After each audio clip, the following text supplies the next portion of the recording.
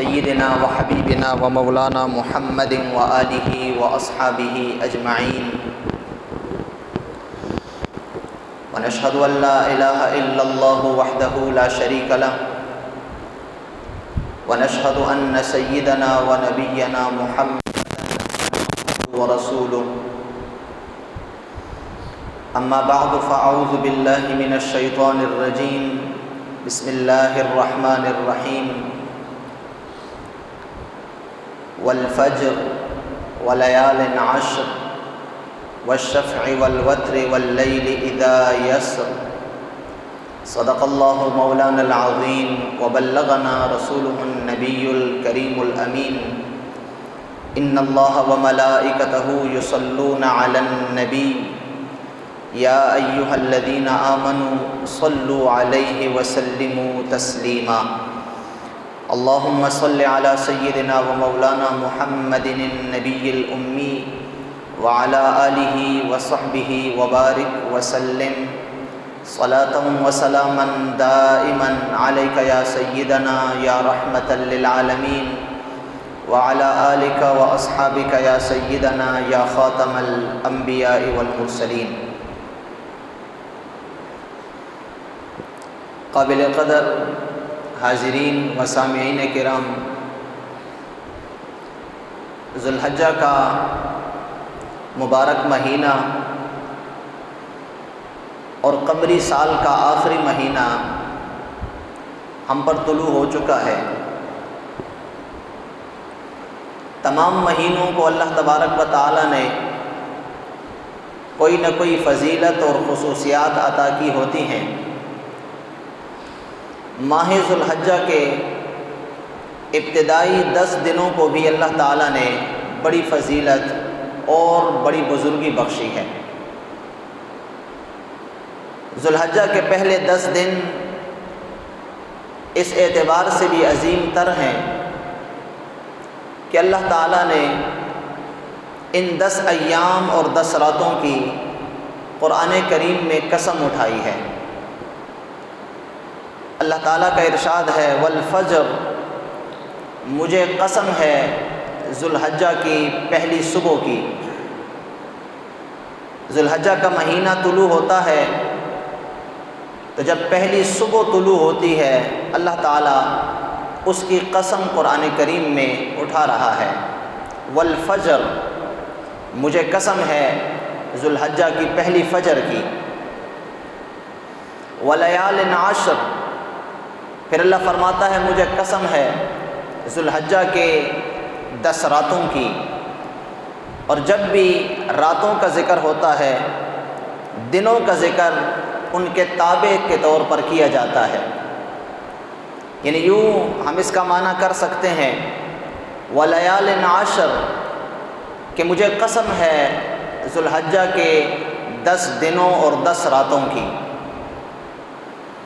والشفع والوتر، اور مجھے قسم ہے جفت اور طاق کی۔ تو قرآن کریم میں جن جن چیزوں کی قسم اٹھائی گئی ہے وہاں پر قسم سے مراد وہ والی قسم نہیں ہوتی، مقصد قسم وہ نہیں ہوتا جو ہم انسانوں کے درمیان معروف ہے۔ ہم جب قسم اٹھاتے ہیں کسی کے سامنے تو اس کا مقصد اپنے بات کو پختہ کرنا ہوتا ہے اور مقابل کو یہ یقین دلانا ہوتا ہے کہ جو بات میں کہہ رہا ہوں یہ بالکل 100% درست ہے۔ تو جب ہم قسم اٹھاتے ہیں تو سامنے والا ہماری بات پہ یقین کر لیتا ہے۔ اسی لیے ہم قسم اٹھاتے ہیں تو اللہ کی ذات یا اللہ کی صفات پہ، لیکن اللہ تعالیٰ کو اپنی بات کی تاکید کرنے کی کوئی ضرورت نہیں ہے۔ اللہ تبارک و تعالیٰ کی بات قرآن کریم کے ذریعے یا رسول اللہ صلی اللہ علیہ وسلم کی حدیث مبارکہ کے ذریعے ہم تک جو پہنچتی ہیں، چاہے وہ ہمارے دل و دماغ میں آئیں یا نہ آئیں، ہماری عقل کے ترازو کے مطابق ہوں یا نہ ہوں، ہم پر ماننا اور اس پر ایمان لانا یہ فرض ہے۔ لیکن اس کے باوجود اللہ تعالیٰ قسم اٹھاتا ہے قرآن کریم میں کسی نہ کسی بات پر، تو وہ اس لیے نہیں ہوتی کہ قرآن کا مخاطب گویا کہ اللہ کی بات سے انکار کر رہا ہے، اس لیے نہیں ہوتی، بلکہ قسم اللہ تعالیٰ اس لیے اٹھاتا ہے تاکہ جس چیز پہ قسم کھائی جا رہی ہے اس چیز کی فضیلت اور اس کی بزرگی کو ظاہر کیا جائے، کہ اللہ تعالیٰ فرماتا ہے کہ میں خود رب ہو کر کہ مجھے قسموں کی ضرورت نہیں ہے، لیکن اس کے باوجود اگر میں کسی چیز کی قسم اٹھا رہا ہوں تو یہ اس چیز کی شرافت اور بزرگی کی علامت ہے۔ اسی طرح اللہ تعالیٰ نے سورۃ الفجر میں جو فجر کی قسم اٹھائی، اور میں نے کہا اس کی ایک تفسیر یہ ہے کہ اس سے مراد ذو الحجہ کی پہلی فجر ہے۔ وَلَيَالٍ عَشْرٍ، مجھے قسم ہے 10 راتوں کی، اس سے مراد ذو الحجہ کی ابتدائی 10 راتیں ہیں اور پھر ان کے تبع میں 10 دن ہیں۔ تو اللہ تعالیٰ نے قسم اٹھائی ذو الحجہ کی پہلی فجر اور پہلے 10 دن اور راتوں کی، تو اس سے یہ پتہ چلا کہ یہ دن اور یہ راتیں بڑی اہمیت کی حامل ہیں۔ دوسری فضیلت ماہ ذو الحجہ کے ان 10 دنوں کی یہ ہے کہ یہ وہ مہینہ ذو الحجہ جو کہ 4 حرمت اور عزت والے مہینوں میں سے ایک ہے، ذو القعدہ، ذو الحجہ اور محرم، اور ایک ان سے علیحدہ رجب۔ ان 4 مہینوں کو حرمت والے مہینے قرآن کریم نے قرار دیا ہے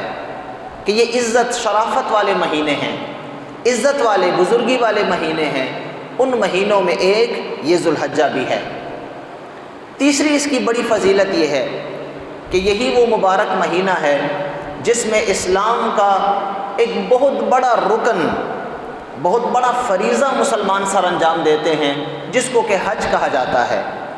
تو حج کی ادائیگی کے لیے بھی اللہ نے اسی مہینے کو منتخب فرمایا ہے۔ اسی مہینے کی 8 تاریخ 8 ذو الحجہ سے حج جو ہے اس کے افعال شروع ہو جاتے ہیں، جو 5 دن مسلسل جاری رہتے ہیں۔ تو حج کا اس مہینے میں ہونا اور اس مہینے میں تمام مسلمانوں کا حج ادا کرنا اور اللہ کی بارگاہ میں اپنی عاجزی اور انکساری ظاہر کرنا، اپنا مال بھی لگانا اور اپنی جان کی مشقت بھی برداشت کرنا، یہ بھی چونکہ اس مہینے میں ہے، یہ بھی اس کی تیسری بڑی فضیلت ہے۔ اور اس مہینے کی چوتھی بڑی فضیلت یہ ہے کہ یہی مہینہ ذو الحجہ شریف کا، اس کے ابتدائی 10 دنوں کے جتنے بھی نیک اعمال ہیں باقی دنوں اور باقی مہینوں کے نیک اعمال سے کئی گنا زیادہ افضل ہیں، کئی گنا زیادہ بہتر ہیں۔ جیسا کہ سرکار دو عالم صلی اللہ علیہ وسلم کا ارشاد گرامی ہے کہ ذو الحجہ کے ابتدائی 10 دنوں میں کیے جانے والے اعمال باقی ایام اور باقی دنوں میں کیے جانے والے اعمال سے بہت بہتر ہیں۔ حضور اکرم صلی اللہ علیہ وسلم نے جب یہ ارشاد فرمایا، ایک صحابی نے عرض کی، یا رسول اللہ، کیا جہاد فی سبیل اللہ سے بھی زیادہ افضل ہے؟ جب ہم اللہ کی راہ میں جہاد کرتے ہیں، اپنی جان اور اپنا مال اللہ کی بارگاہ میں پیش کرتے ہیں، تو کیا ان دنوں میں نیک اعمال کا ثواب اور اجر جہاد فی سبیل اللہ سے بھی زیادہ افضل ہے؟ تو سرکار دو عالم صلی اللہ علیہ وسلم نے فرمایا، ہاں، جہاد فی سبیل اللہ سے بھی اس مہینے 10 دنوں کے اعمال کا اجر و ثواب زیادہ ہے، مگر وہ مجاہد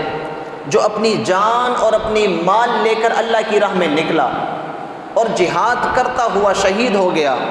اس کا مال بھی اللہ کی راہ میں خرچ ہوا، اس کی جان بھی اللہ کی راہ میں خرچ ہو گئی، تو وہ مجاہد، اس کا ثواب پھر زیادہ ہے۔ تو معنی یہ ہوا، مطلب یہ ہوا کہ ان 10 ایام میں، یہ 10 دن ذو الحجہ کے جو ہیں، ان میں نیک اعمال، چاہے وہ نیک اعمال نماز کی صورت میں ہے، نفلی نماز کی صورت میں ہے، چاہے وہ صدقہ اور خیرات کی صورت میں ہے، چاہے وہ نفلی روزوں کی صورت میں ہے، چاہے وہ دیگر ذکر اور اذکار کی صورت میں ہے، چاہے وہ مسلمانوں کے ساتھ نیکی اور ہمدردی کی صورت میں ہے، الغرض یہ کہ ہر وہ قول اور ہر وہ عمل جس کو کہ نیکی کہا جاتا ہے، اس مہینے اور اس مہینے کے ابتدائی 10 دنوں میں جو بھی نیکی کی جائے گی، یاد رکھیے اس کا اجر و ثواب باقی دنوں کی نیکیوں سے بہت زیادہ ہوگا۔ تو یہ مہینہ اس لحاظ سے بھی اور اس کے 10 دن اس لحاظ سے بھی نہایت اہمیت کے حامل ہیں۔ اور پھر ان 10 دنوں میں جو روزہ رکھا جاتا ہے اس کا اجر و ثواب بھی سرکار دو عالم صلی اللہ علیہ وسلم نے یہی بیان فرمایا کہ ان 10 دنوں میں جو روزہ رکھا جاتا ہے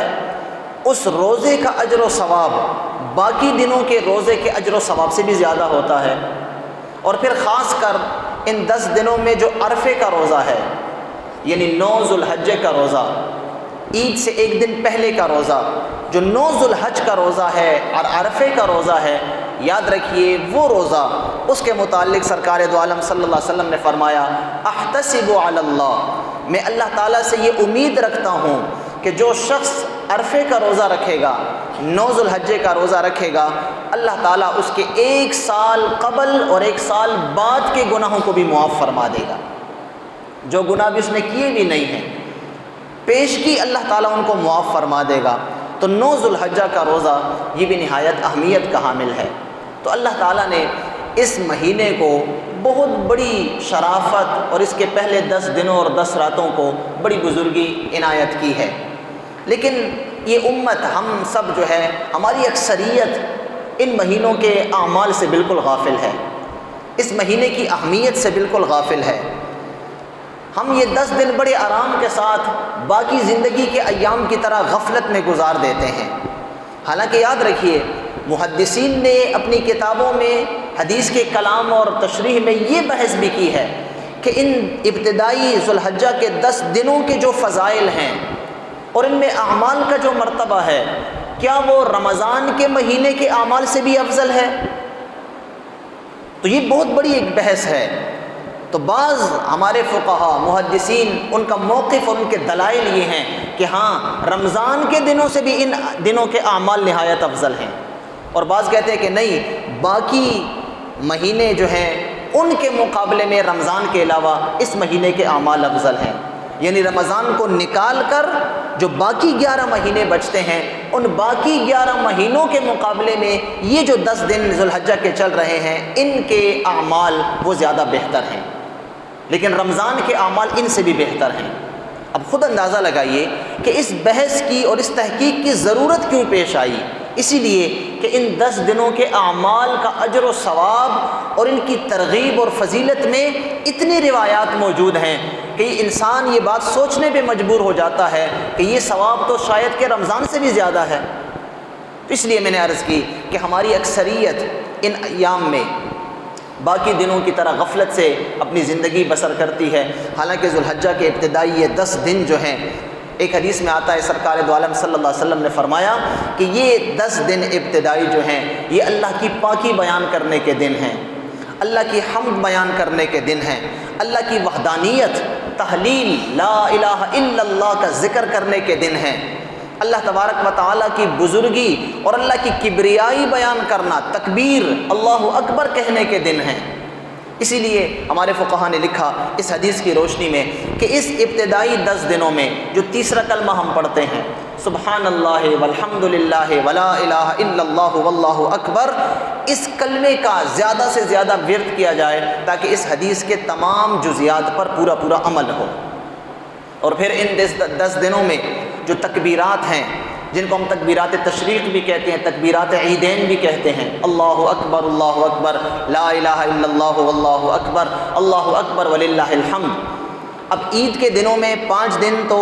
یہ کلمات ہر نماز کے بعد پڑھنا واجب ہیں، لیکن یاد رکھیے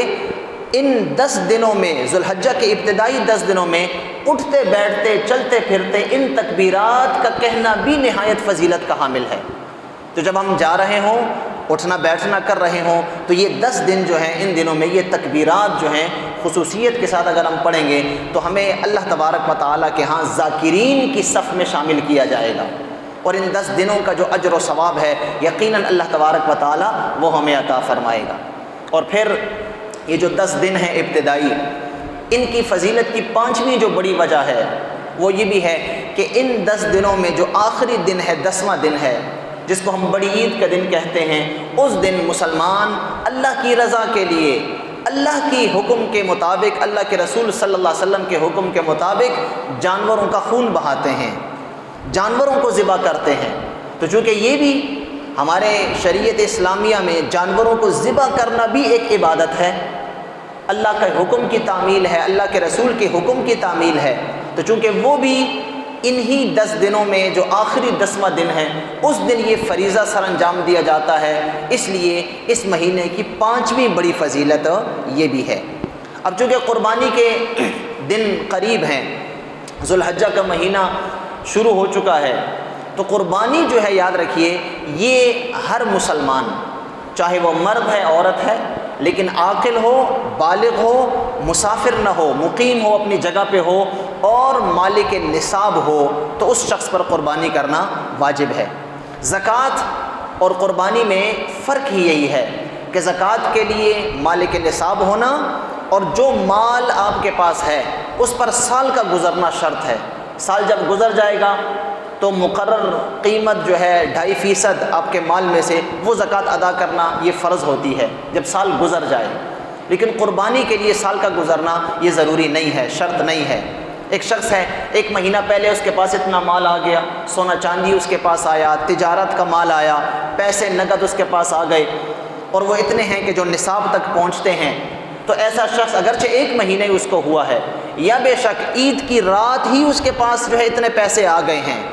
یا عید کے جو 3 دن ہیں، 3 دنوں میں عید کے اس کے پاس اتنا مال آ چکا ہے، تو اس پر اسی وقت قربانی کرنا یہ واجب ہے، وہ قربانی ضرور کرے گا۔ وہ یہ نہیں کہہ سکتا کہ زکوٰۃ کے لیے تو سال گزرنا شرط ہے، میرے پاس تو ابھی پیسے آئے ہیں، ابھی میں سونا یا چاندی کا مالک بنا ہوں۔ تو اس لیے یاد رکھیے نصاب جو ہے وہ کیا ہے، سونے اور چاندی کا نصاب ہے۔ اگر کسی کے پاس صرف سونا ہے، سونے کے علاوہ نہ چاندی ہے، نہ نقد روپے ہیں اس کے پاس، نہ اس کے پاس مال تجارت ہے، صرف اور صرف سونا ہے، جیسے بعض عورتوں کے پاس ہوتا ہے، ان کے گھروں میں ان کی ملکیت میں صرف سونا ہی ہوتا ہے،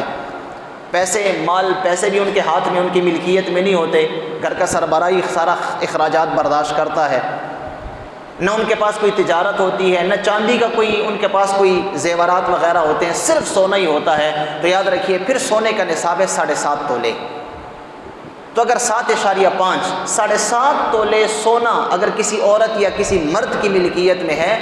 اور کچھ بھی اس کے پاس نہیں ہے، تو اس پر بھی زکوٰۃ بھی فرض ہے سال گزرنے کے بعد، اور قربانی کرنا بھی یہ اس پہ لازم ہے، واجب ہے۔ اور اگر کسی کے پاس 7.5 تولے سے کم ہے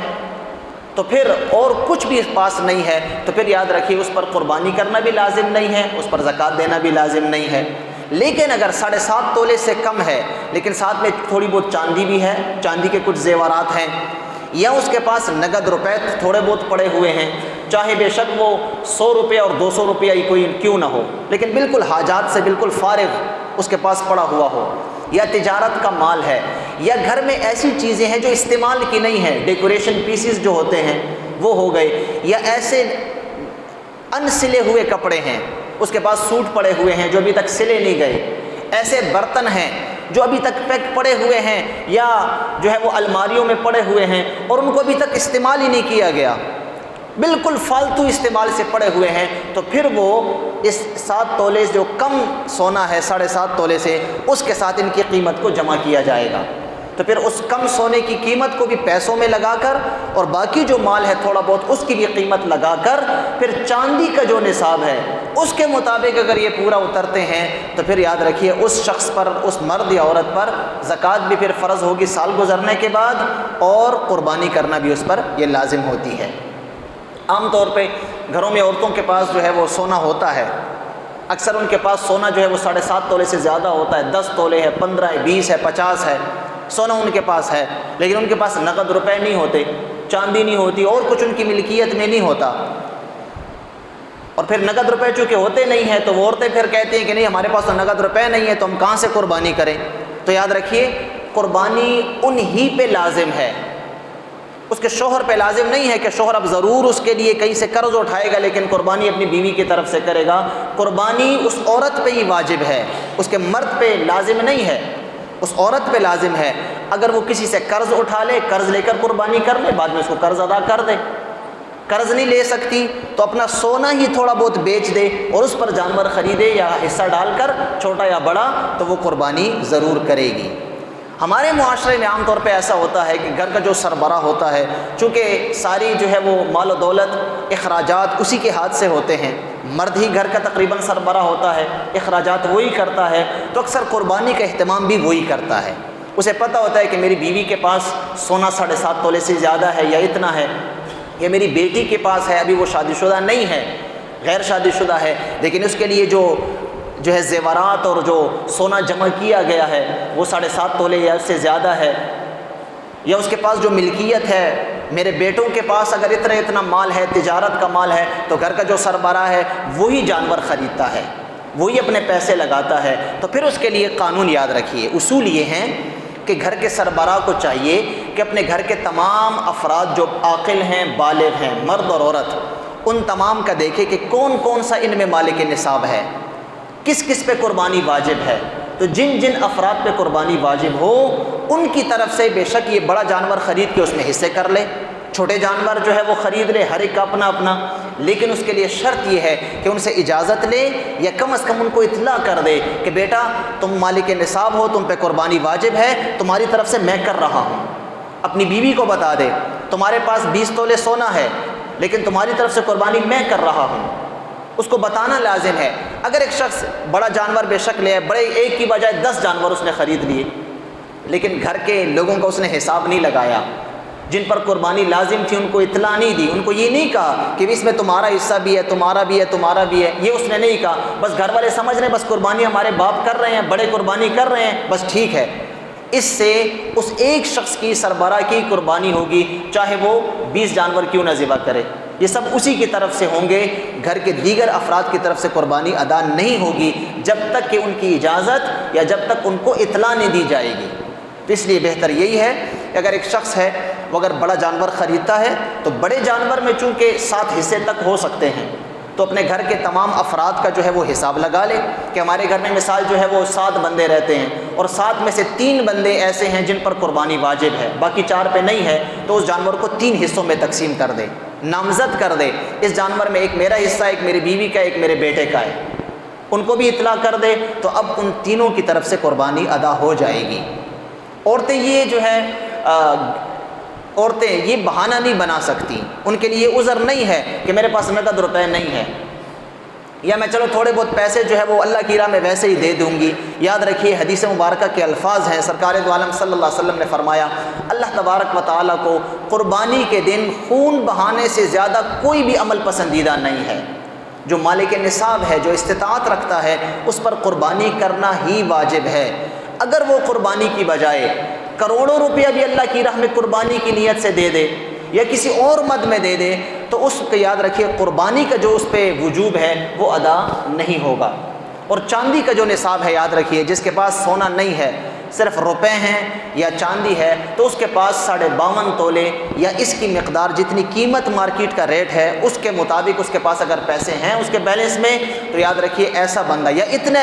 ہی روپوں یا اس سے زیادہ کا وہ تاجر ہے، تجارت کرتا ہے، تو اس بندے پر بھی قربانی بھی لازم ہے اور سال گزرنے پہ اس پہ زکوٰۃ بھی لازم ہے۔ تو مارکیٹ ریٹ معلوم کر لینا چاہیے۔ غالباً آج کل جو چاندی کا ریٹ چل رہا ہے اس کے حساب سے تقریباً 1,80,000 کچھ سم تھنگ بنتے ہیں، تو 1,80,000 کچھ اوپر نیچے اگر کسی کے پاس ہیں پیسے یا اتنے مال کا وہ مالک ہے اور تجارت کر رہا ہے، اتنے پیسے اس کے تجارت میں بند ہیں، بزنس میں بند ہیں یا اس سے زیادہ ہیں، تو ایسے بندے پہ قربانی کرنا لازم ہے، بشرطے کہ اس پہ کوئی قرض وغیرہ نہ ہو۔ ایک شخص ہے اس کے پاس کروڑوں روپیہ ہے لیکن اس کا قرض بھی کروڑوں میں ہے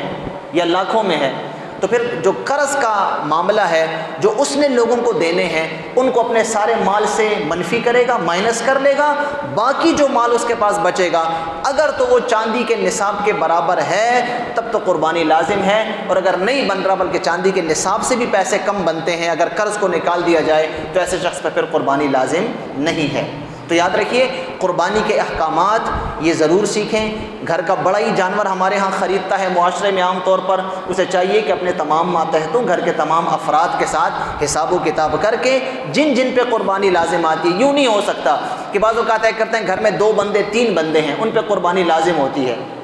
مطلب میں نے خود کئی جگہ پہ ایسے دیکھا ہے، میں نے پھر ان کو سمجھایا ہے۔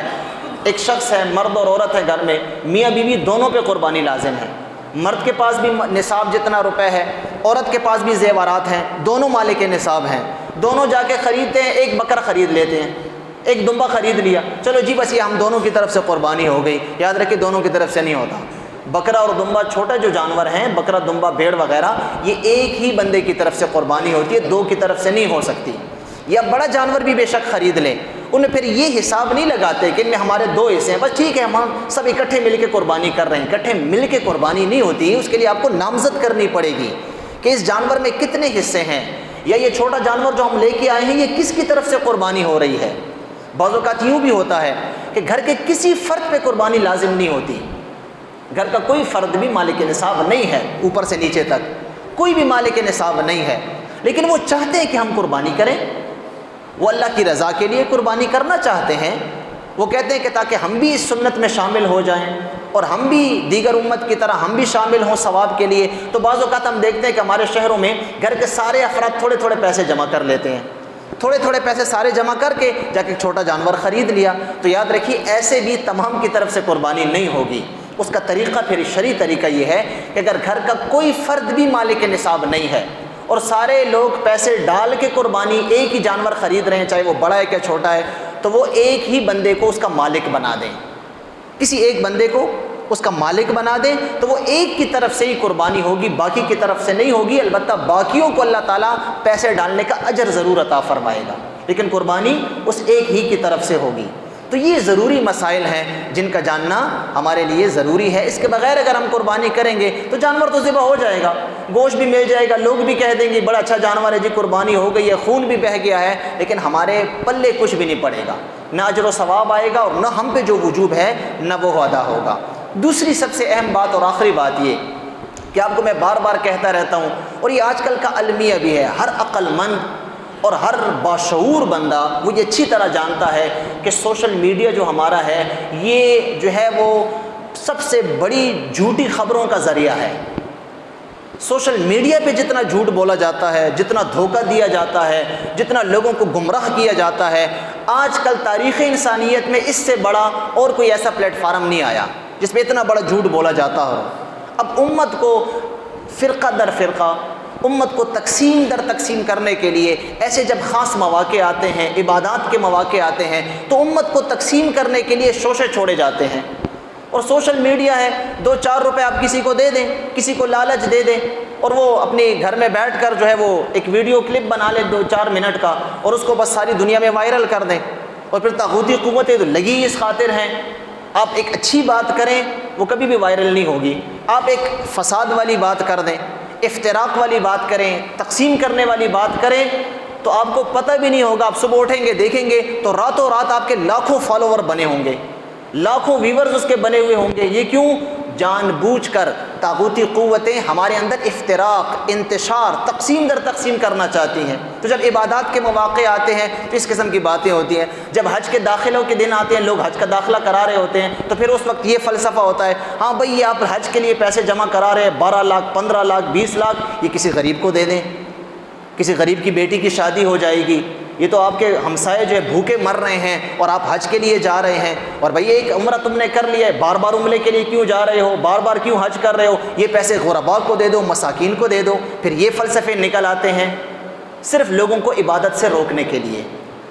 آپ یوں بھی تو کہہ سکتے ہیں کہ بھئی تم حج کے لیے جا رہے ہو، ٹھیک ہے، جب تم 20 لاکھ حج کے لیے لگا سکتے ہو تو تمہارے پاس 50-60 تو اور بھی ہوں گے نا، تو چلو ان میں سے تمہارے پاس جب 20 ہر سال حج کرنے کی استطاعت ہے تو پھر تمہارے پاس تو غریبوں کے ساتھ امداد کرنے کی بھی استطاعت ہوگی، تو ضروری ہے کہ وہ حج والے پیسے ہی غریبوں کو دینے ہیں، اس کے علاوہ پیسے غریبوں کو دیں۔ اسی طرح جب قربانی کے دن آتے ہیں تو یاد رکھیے یہ پھر ایک شوشہ نکل آتا ہے کہ بھی قربانی میں ہم نے ویسے اتنے بہت سارے جانوروں کو کیا ذبح کرنا ہے، 5-6 من گوشت کا ہم نے گھر میں رکھ کے کرنا کیا ہے، بازار سے تازہ مل جاتا ہے، تو آپ یہ قربانی کے پیسے غرباء کو دے دیں، مسکینوں کو دے دیں، یتیم خانوں کو دے دیں، فلاں جگہ دے دیں۔ اس سے قربانی سے لوگوں کو روکا جاتا ہے۔ حالانکہ میں نے حدیث آپ کے سامنے بیان کی کہ قربانی جو ہے وہ جانوروں کو ذبح کرنے کا نام ہے، پیسے دینے کا نام نہیں ہے۔ ایک انسان پہ قربانی واجب ہے، جب تک وہ قربانی نہیں کرے گا، خون نہیں بہائے گا، اس وقت تک اس کا فریضہ ادا نہیں ہوگا۔ تو یاد رکھیے ان باتوں میں نہیں آنا چاہیے۔ اور پھر آج کل ایک دوسرا ٹرینڈ چلا ہوا ہے، بھئی بھینس پہ قربانی نہیں ہوتی، یہ پچھلے 3-4 سال 5 سال سے یہ جو ہے ایک شوشہ چل رہا ہوتا ہے، ایک پرانی کوئی ویڈیو ہے، ان دنوں میں لوگ پھر اس کو وائرل کر دیتے ہیں۔ کبھی جانور میں جو ہے بھینس اور بھینسے کٹے پہ قربانی نہیں ہوتی، پھر جن لوگوں نے ساری زندگی کی ہوتی ہے وہ شک میں پڑ جاتے ہیں، بھئی ہم تو ساری زندگی کرتے رہے ہیں تو ہماری قربانیوں کا کیا بنے گا؟ تو یاد رکھیے پوری امت کا اس بات پہ اجماع ہے، صحابہ کرام سے لے کر، اب تفصیل کا موقع نہیں ہے، صحابہ سے لے کر آج تک پوری امت کا اجماع ہے۔ ہم اگر اس کو 100% کہیں تو غلط نہیں ہے، 100% اجماع ہے کہ جس طرح گائے اور بیل پہ قربانی جائز ہے، اسی طرح بھینس کٹے پہ بھی قربانی جائز ہے۔ تو جو بندہ اس کے خلاف کوئی بات کرتا ہے تو وہ پوری امت کے اجماع کے خلاف بات کرتا ہے، اور پوری امت کا اجماع یہ ہمارے لیے دلیل شرعی ہے، یوں ہی ہے جیسے اللہ اور اس کے رسول کا حکم ہے۔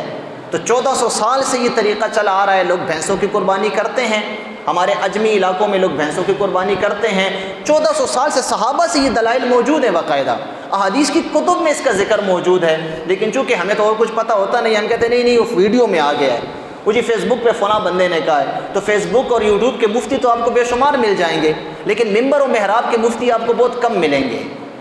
وہاں پر گمراہ کرنے والے مفتی اور پروفیسر تو آپ کو بہت ملیں گے، لیکن ممبر و محراب اور ذمہ داری کی مسند پہ بیٹھ کر صحیح بات کرنے والے آپ کو بہت کم ملیں گے۔ اس لیے سوشل میڈیا کے پیچھے مت جائیے، دین سیکھیے، علم سیکھیے، مسائل سیکھیے، اپنی زندگی کے معمولات کو شرعی طریقے پہ ڈھالنے کے لیے دین سیکھیے، لیکن میڈیا سے مت سیکھیے، کم از کم دین جو دینی ادارے ہیں وہاں سے سیکھیے، جو دیندار لوگ ہیں جن کو آپ جانتے ہیں کہ واقعی یہ مستند علماء ہیں، مفتی ہیں، پڑھے ہوئے پروفیسر ہیں۔ اب ہر بندہ اپنے نام کے ساتھ پروفیسر لکھ لیتا ہے اور یوٹیوب پہ آ جاتا ہے، تو کیا واقعی وہ پروفیسر بن جاتا ہے؟ بھائی پتہ تو کرو اس نے میٹرک بھی کی ہے کہ نہیں کی، ویسے ہی پروفیسر بن گیا۔ تو یاد رکھیے ان تمام چیزوں کی تحقیق ضروری ہے، جو عمل پوری امت کا ہے ہمارے لیے وہی کافی ہے، وہی ہماری لیے دلیل ہے، نہ یہ کہ ہم کسی 1-2-4 منٹ کے کلپ کو سن کر ہم فیصلے کرنے بیٹھ جائیں کہ نہیں یہ غلط ہے اور یہ صحیح ہے۔ اللہ ہم سب کو سمجھنے اور عمل کی توفیق عطا فرمائے۔ اللہم ربنا تقبل منا انک انت السمیع العلیم وتب علینا یا مولانا انک انت التواب الرحیم۔